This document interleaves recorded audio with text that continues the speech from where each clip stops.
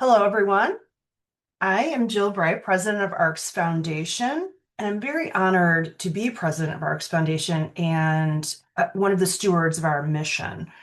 ARCS has a 67-year history of advancing science in the United States by giving financial awards to high achieving and academically outstanding U.S. citizen scholars who are working to complete their degrees in STEM. I want to welcome you to this session of ARCS Forward, which is our national speaker series. We have two wonderful speakers today who are going to be talking to us about heart disease in children. This year is the fifth year of ARCS Forward. Launching this speaker series via Zoom gave us the opportunity to do something a little bit different than we had done in the past.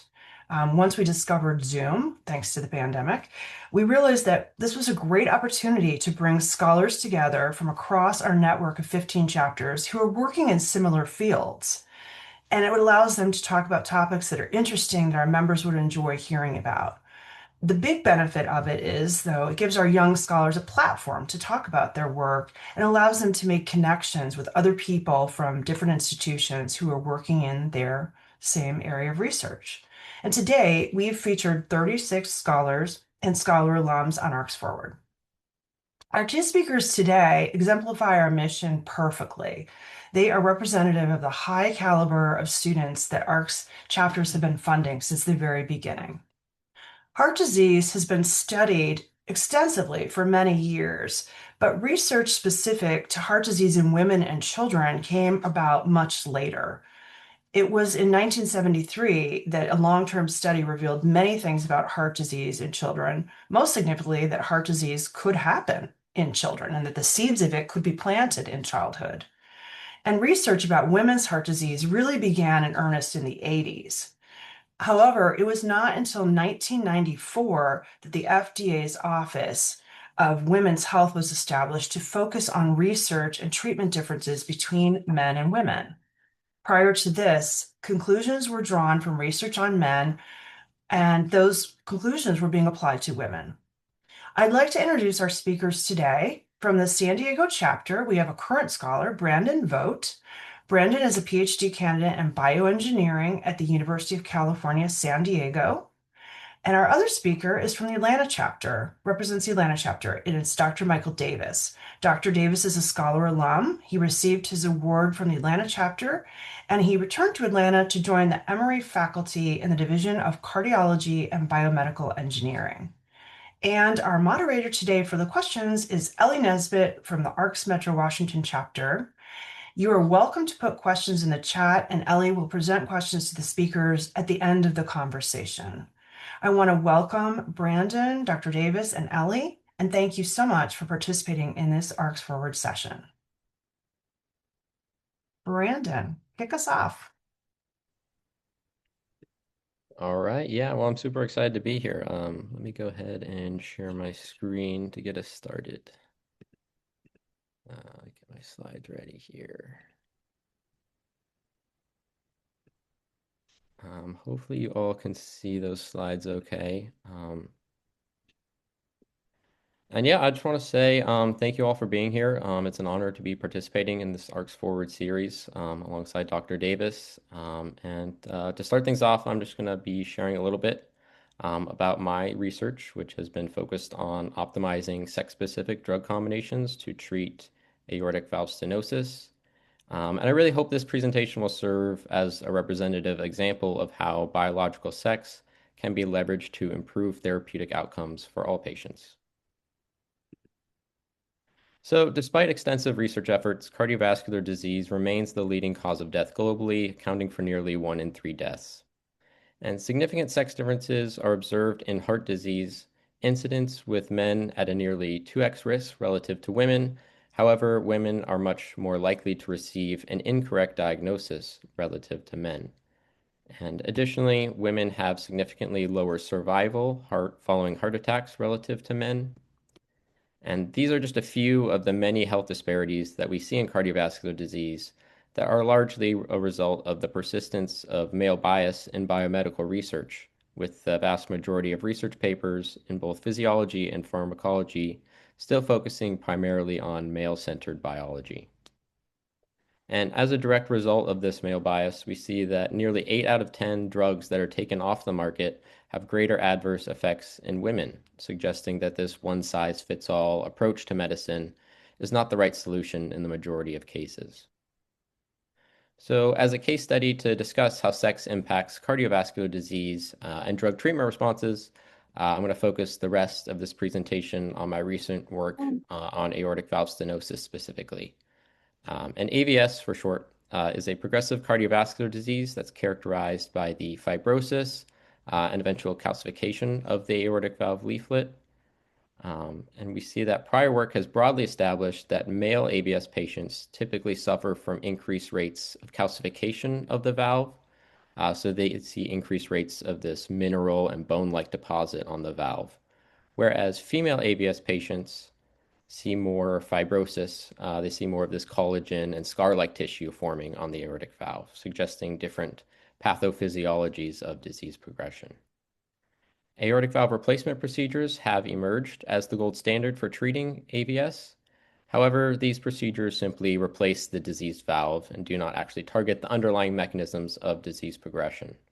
So, in order to develop effective drug treatments, we really need to better understand what's happening on a cellular level. And AVS progression is driven largely by the function of valvular interstitial cells, or VICs for short, which are the resident fibroblasts present that comprise the majority of the aortic valve leaflet.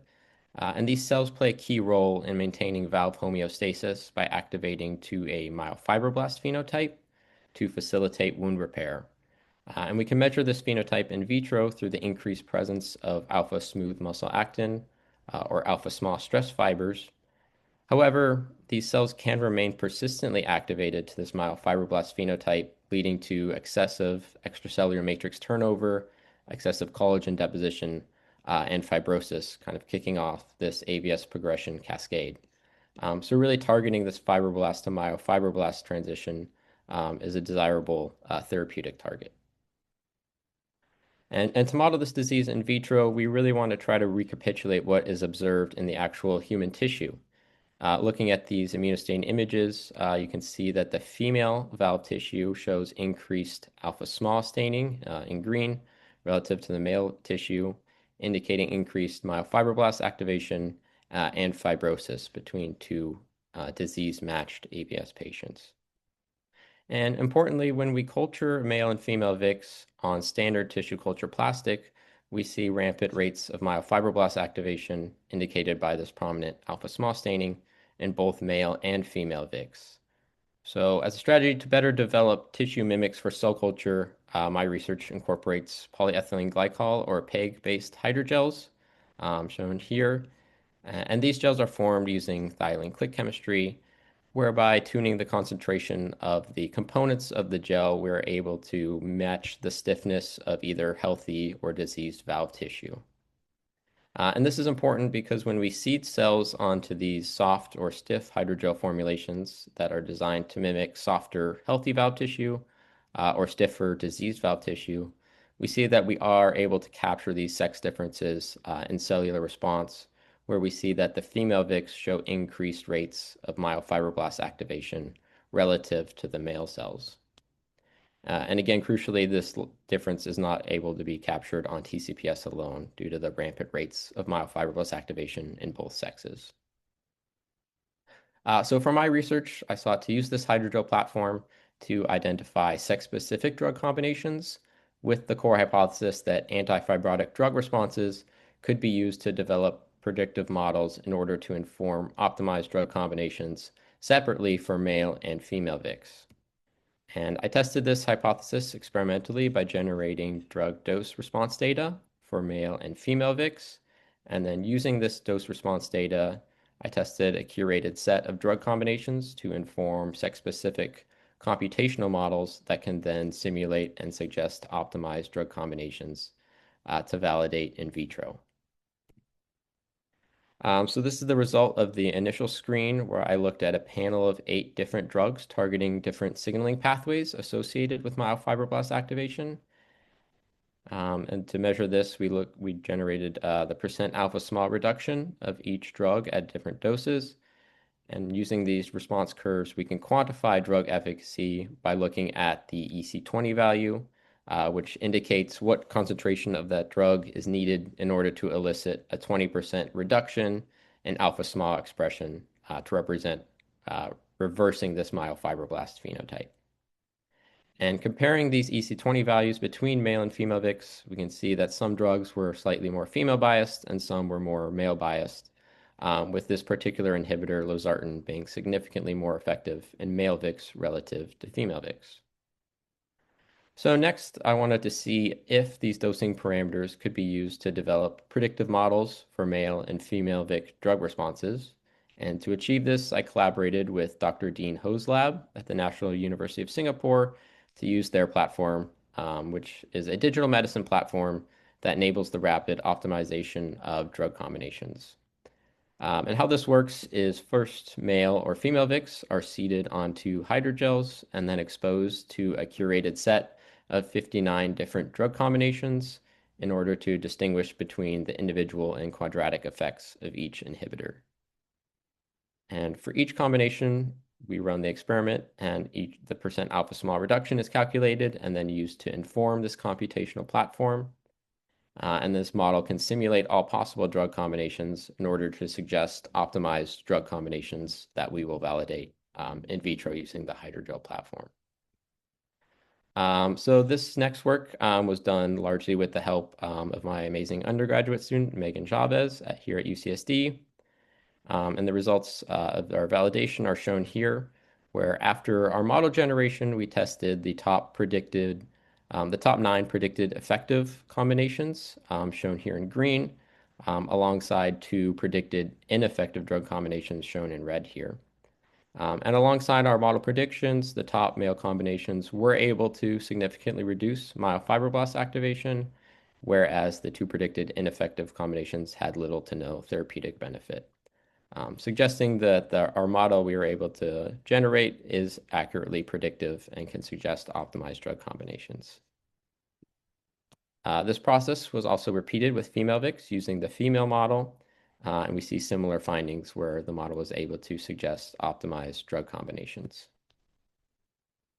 Next, we wanted to see if we could use these platforms to identify which combinations would be more male biased or more female biased. So we tested the top 3 predicted male biased drugs and the top 3 predicted female biased drugs. And by comparing the efficacy in the male cells relative to the female cells, we can see that all 3 of the predicted male biased drug combinations were more effective in the male cells. And vice versa, the 3 predicted female biased drug combinations were significantly more effective in the female cells. To investigate if these sex differences in drug efficacy are driven by differences in synergistic 2-drug interactions, we performed a checkerboard assay. So based on the male VIC model, we saw strong interactions between these 2 particular inhibitors, losartan and SD208. So we wanted to investigate these 2 drugs at various doses. And using this approach, we were able to identify 5 specific dosing parameters in the male VICs that were significantly synergistic. And then in the female VIC model, we saw strong interactions between LY294 and H1152. And running a similar experiment, we were able to identify 3 optimized dose ratios for the female cells, suggesting that these differences in drug synergies are partially driving these differences we see in drug responses. To confirm that these dose ratios are sex-specific, we tested 3 of the optimized male dose ratios in both male and female VICs. And we can see that these dose ratios were only significantly synergistic in the male cells, whereas they had minimal additive benefits in the female cells. And then again, testing the female biased combinations, we see the same results, just reversed, where the female synergistic dose ratios only achieve synergy in the female cells, whereas the male cells are only experiencing additive benefits. And lastly, we wanted to also see how broadly applicable these drug combinations were. So the prior data I've shown was just testing if these drug combinations can prevent these cells from activating to a myofibroblast phenotype, but we also wanted to test if these drug combinations could reverse cells that are already activated to a myofibroblast phenotype. So kind of testing if they're preventative versus like actually can cure the disease or reverse the disease. And we tested this after activating cells for 2 days or 7 days. We did both of these because after 7 days of culture on these stiff gels, VICs undergo significant changes and show more broad resistance to returning to a deactivated quiescent state. So the 7 day makes them a better model of more severe ABS.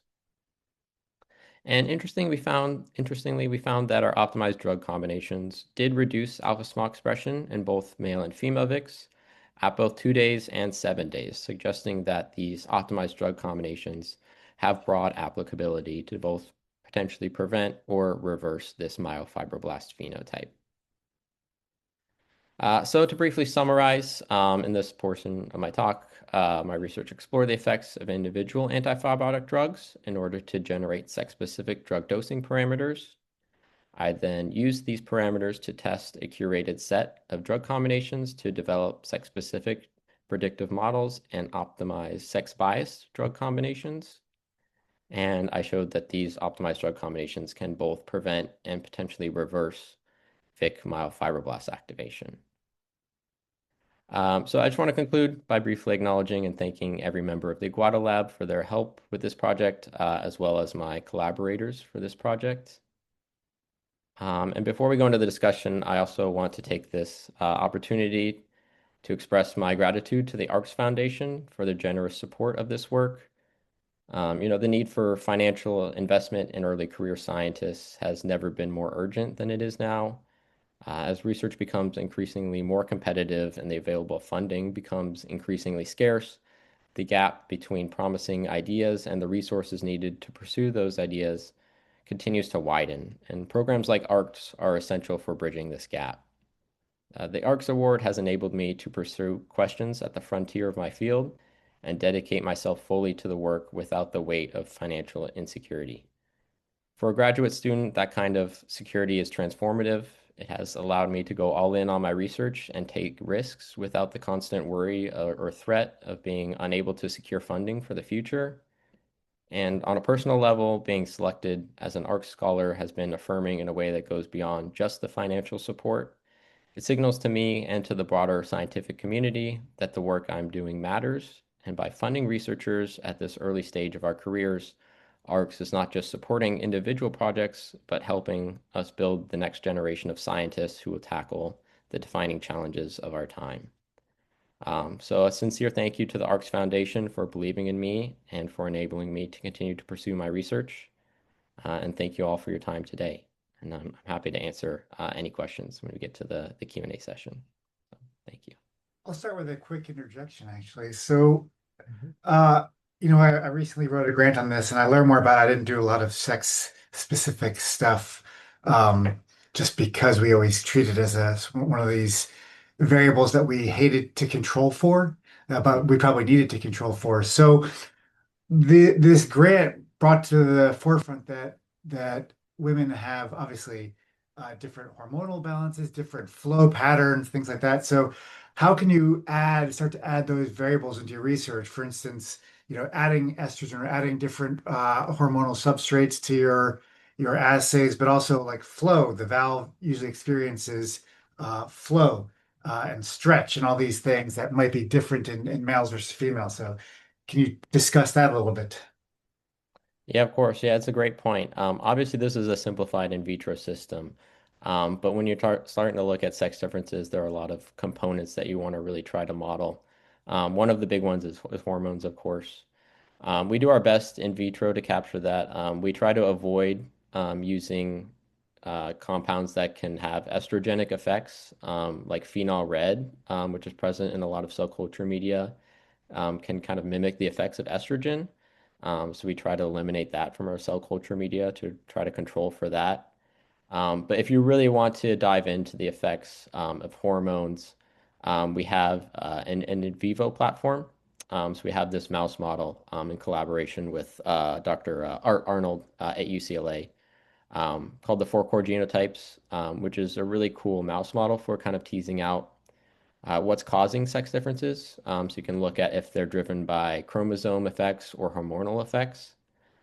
So the best way to approach those challenges is through in vivo model systems. But if you do want to beef up the in vitro approach, you can do you can obviously do some like valve on a chip type things. I've seen there's been some really cool work with that, where you can start to add some different variables like flow and stuff like that. Yeah, it's a great question. Have you looked at these at the single cell level to see if there's any fundamental single cell differences between male and female VIX or similar cells? Yeah, yeah. With the rise of single cell, it's a great opportunity. My lab mate, fellow PhD candidate, Talia Badur, is doing exactly this work. Her paper is in review right now, so look out for that. Hopefully in the next few months.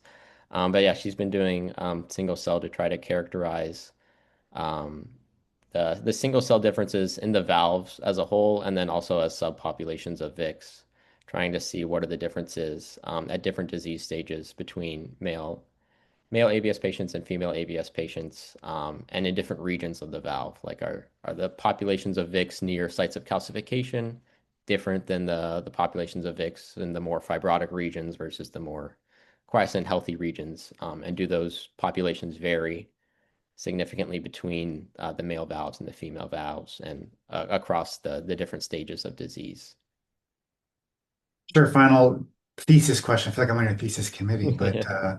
is the age. So, we have some folks here that study the effects of age on specific female long QT syndrome patients. For instance, as they mature and start producing more of different kind of hormones, it changes their risk profile for long QT syndrome and other things like that. So, have you looked at the effect of age on female uh, cells? Yeah, it's a great question. AVS typically is a very progressive disease, so it's typically a disease mostly of patients don't really present the disease before the age of 65, 70, 75 is really when the majority of patients start to be symptomatic. It is a multi-decade long process. So unless patients have some comorbidity, like bicuspid aortic valve, diabetes, some of the other risk factors, we really don't see too many young patients with aortic valve stenosis. So unfortunately, it's a little difficult to compare like a 30-year-old versus 70-year-old. But we can compare like, 65-year-old versus a 90-year-old. And we do see strong links between age and how fast the disease progresses, and different phenotypes and different pathways associated with disease. But specifically with female biology, we do see a significant risk after menopause. During that hormonal shift, we do see a change in the overall risk profile in women specifically. Great. Well, I do want to leave some questions for the audience, and um, I guess I go now, and then we save questions for the end. Uh, That would be great. yeah. Let me see if I can share my screen here. All right. I assume everybody can see this. Uh, all right. So I'm Mike Davis. I got my PhD at Emory. As is mentioned here, I was an ARCS scholar. I'll talk about that at the end of my first ever award. And back then it was a pretty big deal. It still is a big deal, but now we made a lot less back then. Um, and then I transitioned to Boston for a couple of years. I went to Harvard Medical School and MIT to study tissue engineering. I sort of took a break from cell biology and went to tissue engineering. And then I was recruited back down to Emory and Georgia Tech. It's a joint biomedical engineering department here between Emory and Georgia Tech. Um, and then interestingly, that was in 2006, and in 2012-ish, I was promoted to associate professor, and I was looking at other opportunities. And I was studying adult cardiology that time, and I was invited by the head of the pediatric ICU, cardiac ICU, to come tour the ICU and talk about pediatric cardiology research. And then he took me through the ICU. It's, Children's Healthcare of Atlanta here. It's an amazing hospital. Um, there's just cribs lined up everywhere with all these babies in it. And at the end of this tour, he said, "So would you like to direct a pediatric heart research center instead of leaving and going somewhere else?" And you try to walk through the ICU with 35 cribs and say no. Uh, and so I took over here as the chair of the Pediatric Cardiology Heart Research. We call ourselves the Children's Heart Research and Outcome Center, or HERO. Um, and they gave some funding to recruit faculty. So I have several faculty here that I've recruited over the years. And the idea here is to create pediatric specific therapies. So I'll talk a little bit about some of our work, just briefly touching on some clinical stuff that we've done lately, a little bit about one or two of the other things going on in the center, and then where we're moving to. And so, just in case you don't know this, children are not small adults. Disease process in children is very different. So whereas adults with heart disease, a lot of it comes from either metabolic syndrome or high cholesterol, hypertension, all these things like that. In children, it's extremely different. It's structural, it's genetic, and it's extremely differently managed. The important thing here in this third bullet point here is that children are growing, and they need therapies that address that. And so, we Brandon's research, they're looking at sex differences. We actually look at age differences in valve tissue engineering. And so we try to 3D print valves that can grow with the children, right? So right now they get mechanical valves or they get decellularized, porcine valves. And the goal here is those valves don't grow or change, whereas the children do. So they need lots of surgeries that refits the valve and changes the valve. So we'd like to create one that grows with it. And then you can see here, many therapies that are designed for adults do not work with children. First of all, if you've ever seen an LVAD, they're very big. Left ventricular assist device. They're sized for adults because those are the majority of people who fail. Getting these things down to the smaller scale is extremely difficult. And then another example is that things that we use commonly, for instance, beta blockers for heart failure. A lot of adults get beta blockers. Children actually, in most children, it's contraindicated. You can't give a lot of children beta blockers. And so we have to figure out what we can do for these children that's sort of this personalized approach that treats the fact that they are children, they're still growing. And so one of the things I'm going to talk about here that my lab studies is hypoplastic left heart syndrome. And this is a structural defect. It's very rare. You can see the incidence rate is very low. But you can see here it accounts for a large amount of neonatal cardiac mortality. And the causes still don't know. It's underlying, it could be genetic, it could be environmental, but you can see here, this cartoon is a healthy heart, left ventricle, right ventricle, everything is flowing nice and smoothly here. In your hypoplastic heart here, you get this underdevelopment of the left ventricle and the left outflow tract. So they have aortic issues, they have no functioning ventricle. And so what happens is these children who are born with this will die in several days if they don't get surgery. So this used to be a palliative care issue where the kids would just be sent to hospice. But luckily for everybody now here in the 50s and 60s, they pioneered several surgeries. The name for the various people who performed it, Black, Tausig, Shunt, things like that. And so right now these children can get 3 palliative surgeries. The first one is called the Norwood surgery, which redirects the blood flow immediately into the right ventricle. And then the Glenn surgery and the Fontan surgery are done months and years later to sort of close the loop. And then what this does is it turns the right ventricle into the systemic ventricle. So it bypasses the left side of the heart and it connects the return flow right to the lungs. And then it goes from the lungs into the right ventricle. And then the right ventricle can go to the body. And so there's really two options here, which is heart transplantation and surgical palliation. Palliation is great. Most of these children will survive it. About 70% of the children can survive the first few months, but there are a lot of side effects from having your right ventricle be the systemic ventricle. So you can see here's a picture of this heart. You can see the shunt delivers it right from the IVC back to the lungs, and then the lungs go into the right ventricle, right atrium, and then right ventricle goes out to the systemic. And so what this leads to is arrhythmias, heart failure, a lot of cell death, myocardial fibrosis. The right side of your heart is built to deliver about 30 millimeters of mercury to your lungs, not to deliver blood to your entire body. And so eventually in these children, the RV can fail. Um, all these things can happen here. So our lab has really started looking at cellular therapies for these children, particularly tissue-derived stem cells. And so what we noticed years and years ago in my lab, and this is actually what started me working with the pediatric hospital, is that the adult heart contains these pool of stem cells, which are thought to be reparative, but they're really a small number. But in children, especially neonates that are just born, the heart has a ton of these sort of nearly differentiated cells because the heart is still sort of coming to growing a little bit as they're born and differentiating. So the heart actually has a higher proportion of these cells.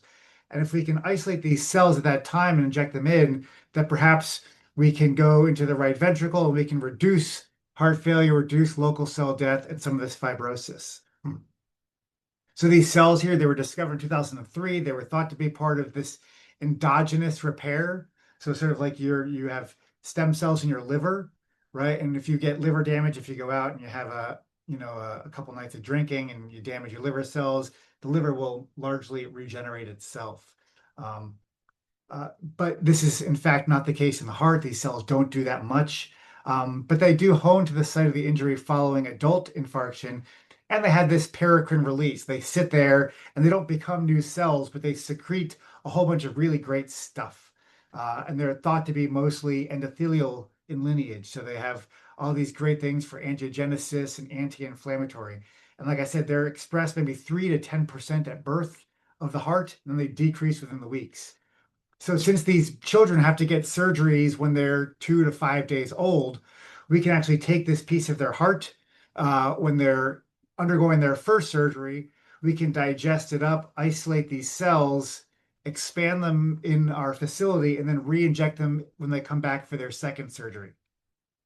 And so we proposed years ago that these cells were safe in adults, but they didn't really work very well. The trial was negative, and so we said we're going to do this in children, right? We're going to take these children and do a safety phase where we take 10 patients and make sure it's safe, and then we do this sort of randomized and double-blinded phase here. And so we consented them after Norwood. So once they survive that first surgery, and we can take a piece of their tissue, we can then randomize them and they come back 3 to 5 months later for their Glenn surgery.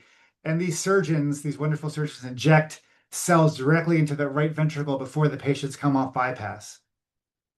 And then we did follow-up echoes and blood draws at several time points.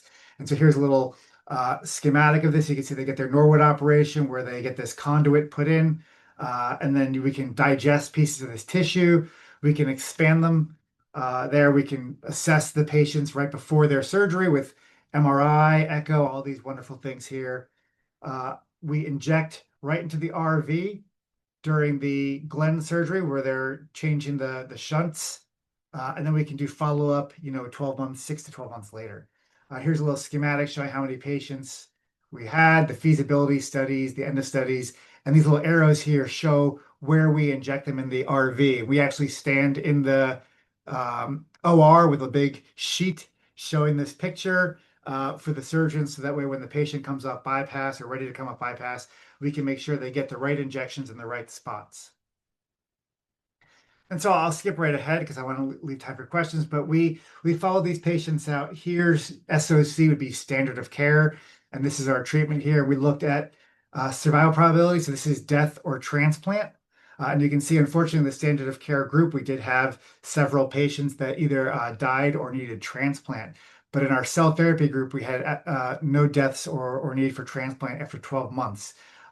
This was statistically significant here. We were really encouraged by this. The families were as well. And so we looked a little bit deeper at it and looked at some other parameters. And so we looked at what they call major adverse cardiac events, or MACE. And so this is besides death or transplant. We look at things like stroke, other really major cardiac issues if they have to go on ECMO or if they need other kind of support. And you can see here in the standard of care group, we had 7 MACE-like events, only one here in the study treatment group, and this was actually not related to the cells. This was just before they got cells. So if you look at after they got cells, which is here, this is everybody who was enrolled. This is after they got cells. You can see here, there was not a single adverse event in these patients that got cells, whereas patients that did not get cells had adverse events. And if you look at just the randomized version, or if we combine the open label and the randomized version, this was statistically significant. We also looked at things like quality of life. We gave the parents quality of life surveys. And you can see here, a positive number means that the parents identified the quality of life was improving or their overall health report. You see standard of care, they go down a little bit, but in the quality of life statistically improved in these patients that got cell therapy. And we also looked at cardiovascular hospital stays. And you can see here, there was a 10-fold reduction in hospitalizations in the patients that got cells versus the patients that didn't. And we can get into it more if you have questions, but it seems to be more of this anti-inflammatory, anti-immune response that preventing this sort of systemic inflammation and systemic immune response seems to improve their function. So we're really excited about that. We're planning our phase 2 sort of pivotal trial right now, trying to get funding for that. This is work from some folks here. I just want to show some other things that happen with HLHS. So a lot of these kids get this Fontan circulation. They get something called Fontan-associated liver disease. And there's really no good models for that. And so some folks in our center here, this is led by Dr. Vahid Sarpushin and Dr. Holly Bowser-Heaton.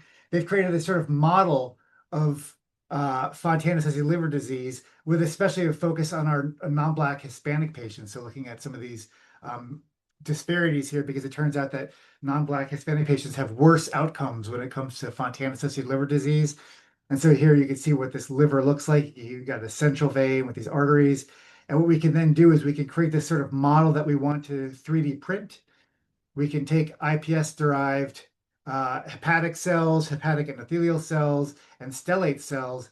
And then you can see here they can 3D print it in these perfusion bioreactors. You can see all these bioreactors lined up with these liver organoids that have been 3D printed and being perfused. So we can then look at liver-specific pathology of just these particular patients. So we can compare non-Black Hispanic patients to Caucasian patients or African-American patients. So we're really excited by that. Some of this work was just published in Advanced Functional Materials. Also, we can look at 3D printing the development of the human heart. So there's a lot of focus on making organ on a chip and things like that for adult hearts and trying to 3D print adult hearts. But really, we want to understand what's going on in development and how some of these things even occur in the first place. And we can't do that because we can't, have real babies where we're taking out pieces of the heart. And so the best thing we can do is we can look at what the primitive heart tube looks like here. And you can see the heart starts off as a tube before it starts to loop on itself. And we can take this model here, we can just create a 3D CAD image. You can see in panel C, we can then create a 3D printed model of a developing human heart on the 3D printer. And then we can seed iPS-derived myocytes, which are immature, and endothelial cells into the lumen and sort of create, again, this 3D printed model so we can study how the heart develops, or if we perturb certain things, how it fails to develop over time. And so creating these models is really the hardest thing to do because everything is geared towards this adult circulation, but really we're getting down here to the pediatric flow rates, which the human heart in utero beats at about 180 beats per minute, as opposed to your heart, which beats at 60 to 80 beats per minute. So the flows are different, everything is different. So we really have to make sure we're making it pediatric specific. And again, we can line these all up in our bioreactors. And then finally, where are we going in the future? And so this is work from Dr. John Hook Han, who's in my lab, looking at what we call a digital twin. And so we have this model here where we can create this sort of 3D printed developing heart. And the question we have is, can we change development? We know at some point during development, the left ventricle stops in these patients and doesn't develop at all. And so the question is, can we get LV growth as a fundamental cure instead of trying to treat the RV? with cells and make the RV stronger? Can we cure the LV? Um, and this is very complex because developmental biology is extremely complex. It's governed by lots of signals between lots of different cell types over time. And so, can we try to figure out how to do this without animal testing? Because there's no real good animal models for this. And my postdoc's created this really great way where he can go and look at publicly available mouse single cell and bulk RNA sequencing data sets.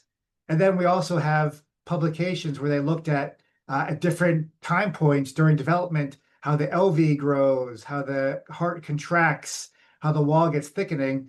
And then we can put these into sort of this neural network modeling where we say, how do these ligands changing impact the size of the ventricle, the shape of the ventricle, all these things to try to create what we call a digital twin. So something that we can look in utero and in silico and see how the heart grows in silico, and then we can perturb all these various things to see what happens. And so here we use something called causal machine learning. So instead of correlation or association, we look at actual causality using these neural network machine learning algorithms. And you can see here we've identified several causal connections. So we can look at things that we know here, like BMP2, which is heavily involved in development here in terms of heart rate, or in terms of these are all the different cardiac traits. And we look at the causal contribution of all these different genes to these traits. These are all different echocardiographic measurements over here. Some of these are size measurements here. You can see things like collagen, periostin, things that we know are well evolved, TNF alpha. And then we can use this to create what we call druggable targets. Can we identify some of these in silico as a potential druggable target to induce the growth of the LV? And then we can model this. And we try to model this using association versus causation. And the black here is what we call the ground truth. This is actually what the data really looks like. And then our model here, if we look at correlation in blue versus causation here in red, you can see our causal models are able to predict a lot better than some of these associative models, all these different cardiac parameters. So the idea here, again, is to create a digital model of cardiac growth, and then we can try to perturb all these ligands in silico to see what it does to all these parameters with the goal of in utero fixing of the LV. And so with that, I'll stop and ask questions. A lot of this work is done by people over the years, and I have to say I've had 3 ARCS scholars, and they've all benefited greatly from this. When I was an ARCS scholar, we were making about $1,000 a month for a stipend.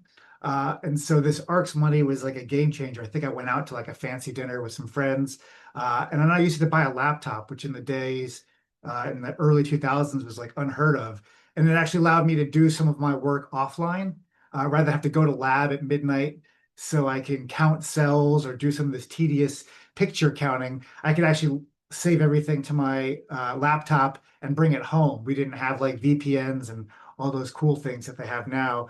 I had to have external hard drives if I want to do it at home. So I was able to use the money to buy a laptop so I could actually do some of my work without having to go into the lab late at night. And so I was extremely grateful to the ARCS Foundation for my support then. I've had 3 students as ARCS scholars. I know it's been invaluable to them as well. And again, funding is hard to come by these days, especially funding that you can use for yourself and as you wish.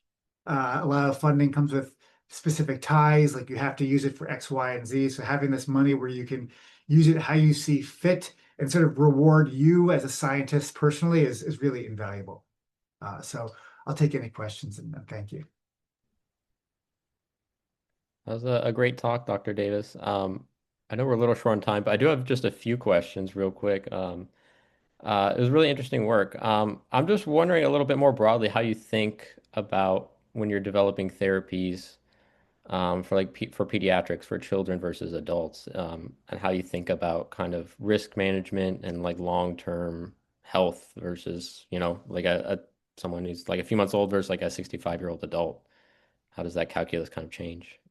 Yeah, risk management is tough. The FDA is actually very, very stringent on pediatric therapies. And so in adults, you just have to be safe. You have to show it's safe before you start. for kids, you have to show not only that it's safe, but it will likely to have an effect, which is very difficult. And a lot of times they want you to do it in adults first.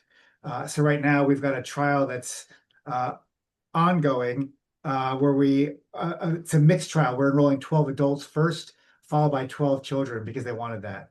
Mm. I'm actually doing a trial with Karen Chrisman, who's at UCSD, Okay. using her decellularized extracellular matrix. And she's already treated adults with it. And so that gave us a little bit of a bar to go into kids, but it's difficult. The surgeons actually got a little frustrated when I proposed the one with Karen Chrisman because I said, why do you always have to choose our sickest for your trials, the most fragile patients for the trials? And we sort of said, well, that's who if we can work in these guys, then we can really, go somewhere else with it. We want to make sure that we are treating the sickest first. Yeah, great place to start. Yeah, one more question real quick. Um, in some ways, do you think, or I guess maybe better or worse, but do you think children are better candidates for cellular injection?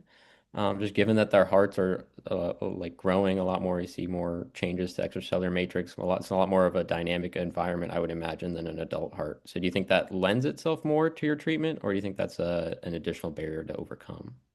Yeah, absolutely. That's why we proposed it to the adults. Proposed it in the first place was that, I've my daughter I think broke her arm when she was like 7 or 8 during swim season, and within like a week or two, she was already cleared to start swimming again because it just healed like that. Kids heal a lot quicker than adults, and their bodies are more regenerative. Now that does propose a challenge for the immune system because in some of these kids, especially single ventricle patients, they tend to be overactive immune systems. Um, and so they can propose sort of that immunological challenge and also injecting them at cells with allogeneic cells, especially. These are autologous, but injecting with allogeneic cells at a younger age could induce sort of immune tolerance and activate sort of immune response against those cells. So you get MHCs and things like that. So you've really got to think it out, but it actually works in our benefit. Hmm, awesome. In fact, I have a project where right now, one of my projects is taking cells from newborns and babies and injecting them into adults. So when I proposed it, we called it sort of the Robin Hood trial because we're stealing from the rich and giving to the poor. Uh, the baby's cells are much more regenerative than the adults. I don't want my cells. I want, cells from a newborn. Right, yeah. Good, good ones. So, Thank you both. That was terrific. I'm going to have Ellie Nesbitt lead us through some of the questions from the chat. Thanks, Ellie. Thank you, Jill, and thank you, Brandon and Dr. Davis. When I hear about your amazing research, it makes me proud to be an ARCS member and being able to enable all this work by our scholars and scholar alums. And I particularly appreciate a personal basis to highlight that women's heart health is different, manifests itself differently, and can be diagnosed differently than men. So thank you very much. We have several questions in the chat, and I'd like to start with the first one. This is for Brandon. If you have any data insights, are there insights from sex-based cardiovascular research that could change how we understand or treat SVT in pediatric female patients, especially regarding hormonal or developmental factors? yeah, that's a great question. It's not my main area of expertise, but what I can say about it, I know hormones do play a big role in SVT. I know progesterone in particular can trigger more frequent and longer SVT episodes in pre-med and younger girls. And I know there's obviously very significant differences in heart rate and just kind of the overall anatomy between younger male and female patients that I'm sure contributes meaningfully.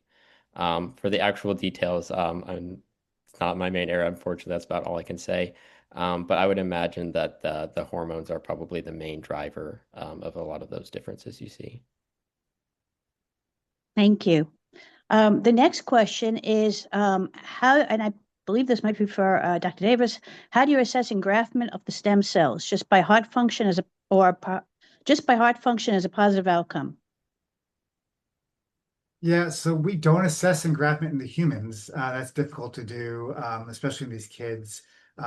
It's been looked at pretty exhaustively, I think, in animal studies to show that at best they last kind of a few weeks, um, to maybe a few months, depending on the study.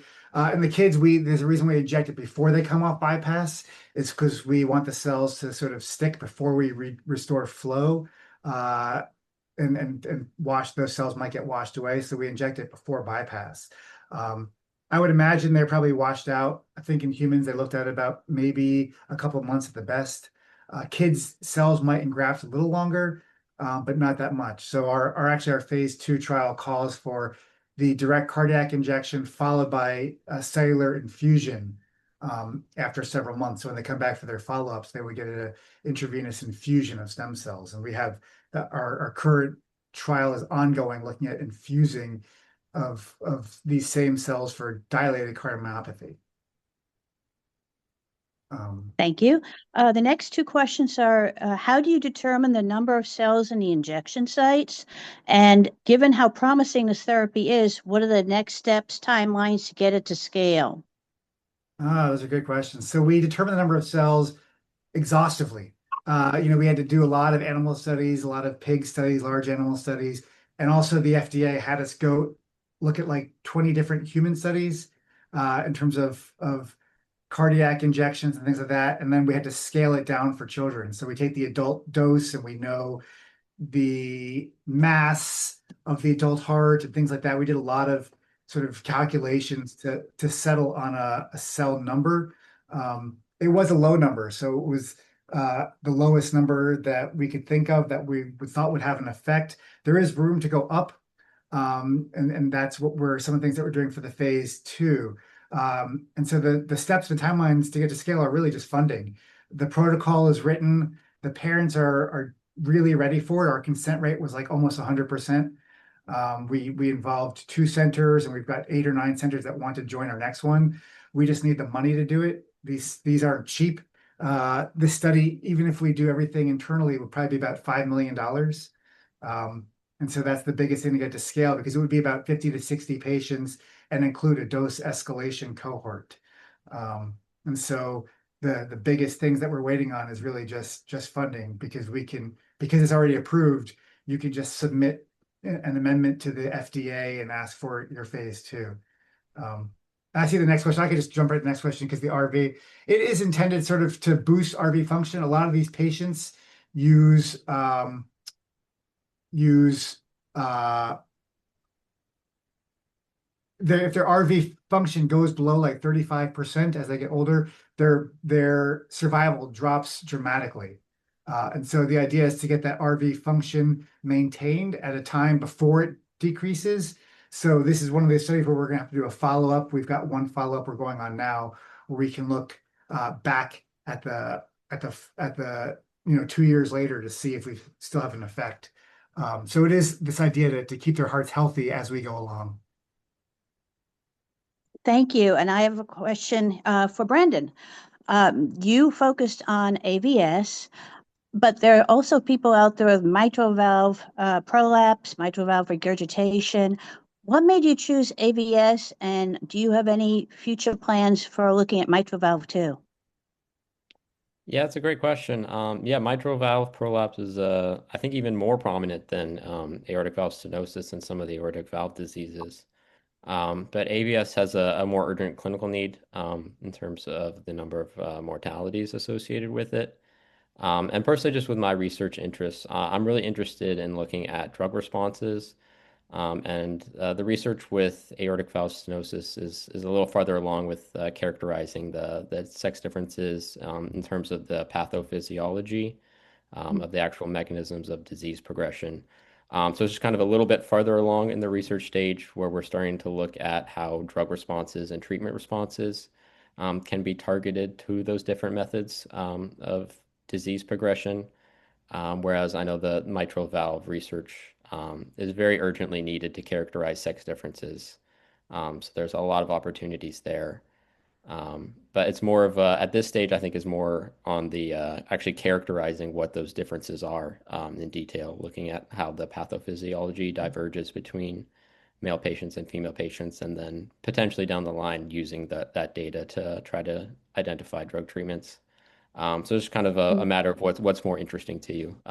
Trying to look at the sex differences and look at treatments, how you can leverage that for treatments, versus kind of discovering what those underlying sex differences are. But yeah, it's a very important avenue of research. That's a great opportunity for someone to look at. Personally, I'm focused mostly on ABS right now for my thesis. Potentially down the line, I'll broaden out.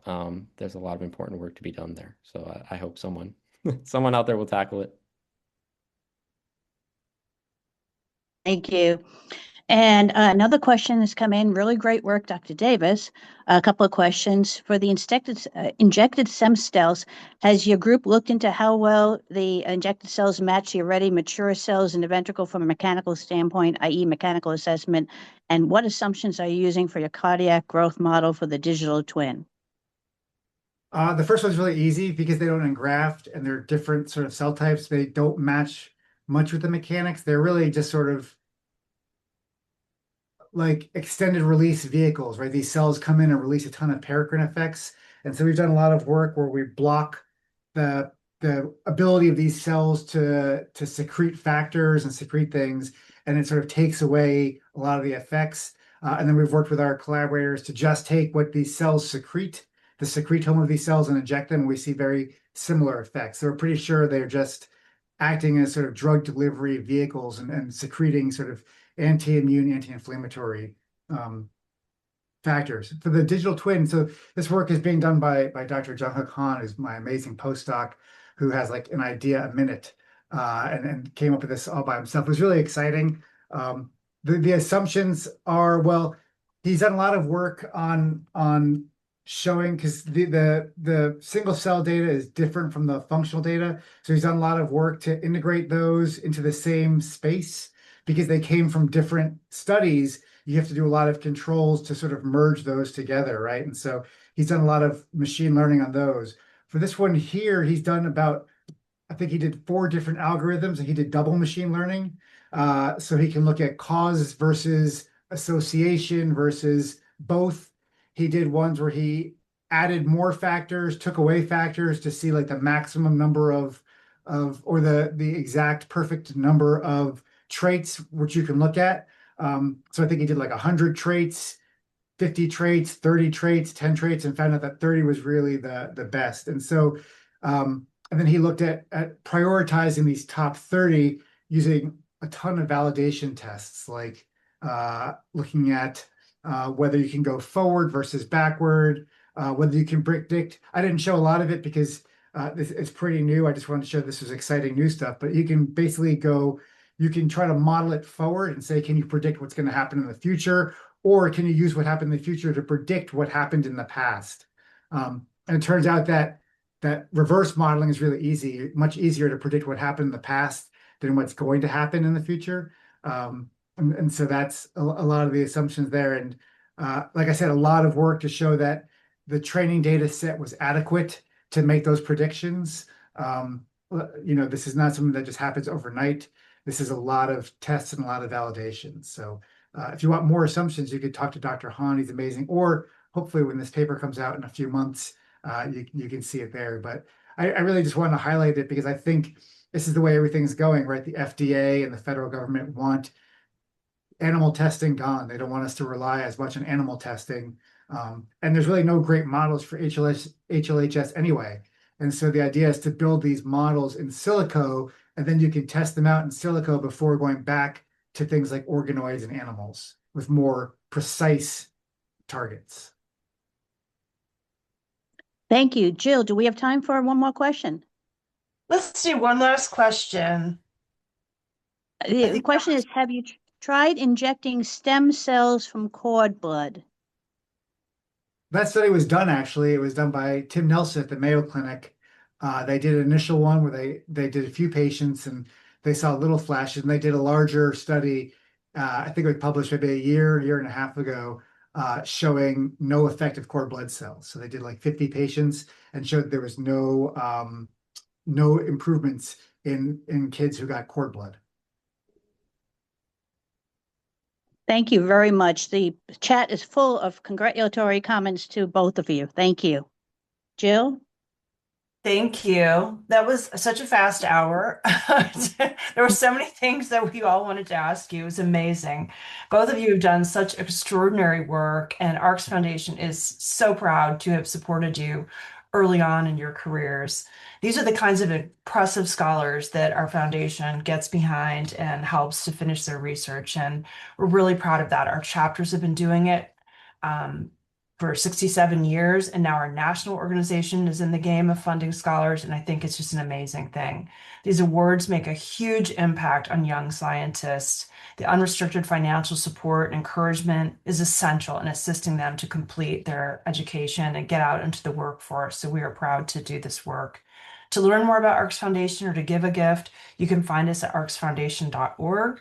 To everyone who joined today, thank you so much for making time to attend the session. And thank you so much to Dr. Davis, Brandon, and Ellie for leading us through this. I really appreciate it.